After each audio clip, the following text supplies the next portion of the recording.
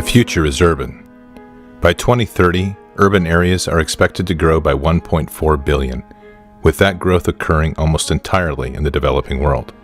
Cities will account for 60% of the world's population and 70% of the world's GDP. The urban environment will be the locus where drivers of instability will converge. It is the domain that by the year 2030, 60% of urban dwellers will be under the age of 18. The cities that grow the fastest will be the most challenged as resources become constrained and illicit networks fill the gap left by overextended and undercapitalized governments. The risk of natural disasters compounded by geography, climate changes, unregulated growth, and substandard infrastructure intersect to frustrate humanitarian relief. Growth will magnify the increasing separation between rich and poor. Religious and ethnic tensions will be a defining element in the social landscape. Stagnation will coexist with unprecedented development as impoverishment, slums, and shantytowns rapidly expand alongside modern high-rises, technological advances, and ever-increasing levels of prosperity. This is the world of our future. It is one we are not prepared to effectively operate within, and it is unavoidable. Megacities are complex systems where people and structures are compressed together in ways that defy both our understanding of city planning and military doctrine. It is an ecosystem that demands a highly agile and adaptive force to successfully operate within.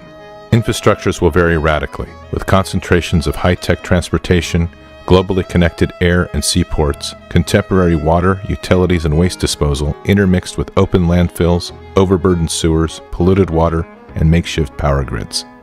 Living habitats will extend from the high-rise to the ground-level cottage to subterranean labyrinths, each defined by its own social code and rule of law. Social structures will be equally challenged if not dysfunctional, as historic ways of life clash with modern living, ethnic and racial differences are forced to live together, and criminal networks offer opportunity for the growing mass of unemployed. This becomes the nervous system of non-nation-state, unaligned individuals and organizations that live and work in the shadows of national rule. Where physical domains can be seen, digital domains will have limitless potential to breed and expand without limit. Digital security and trade will be increasingly threatened by sophisticated illicit economies and decentralized syndicates of crime to give adversaries global reach at an unprecedented level.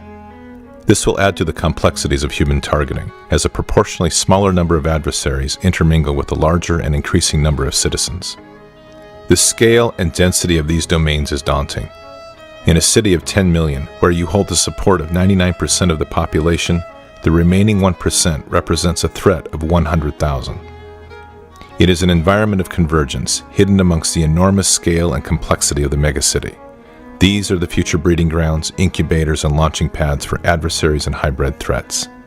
Linked globally, these are man-made labyrinths that provide refuge and movement across the vast sections of these cities where alternate forms of governance have taken control. The advice of doctrine, from Sun Tzu to current field manuals, has provided two fundamental options. Avoid the cities, or establish a cordon to either wait out the adversary or drain the swamp of non-combatants and engage the remaining adversaries in high-intensity conflict within. Even our counterinsurgency doctrine, honed in the cities of Iraq and the mountains of Afghanistan, is inadequate to address the sheer scale of population in the future urban reality. From the streets of A.U.R.A to the Citadel and Way, we have defeated adversaries who attempted to use urban terrain to their advantage. Urban conflict is written deep into the Army's histories. But in tomorrow's conflict, these megacities are orders of magnitude greater in complexity, and our current options do not meet strategic ends. Our future operations must allow us to rapidly return the city to the people. They will be too large and complex to isolate or cordon in their entirety. Yet our soldiers will have to operate within these ecosystems with minimal disruption and flow. Our current and past strategies can no longer hold. We are facing environments that the masters of war never foresaw. We are facing a threat that requires us to redefine doctrine and the force in radically new and different ways. The future Army will confront a highly sophisticated urban-centric threat that will require that urban operations become the core requirement for the future land force. The threat is clear. Our direction remains to be defined. The future is urban.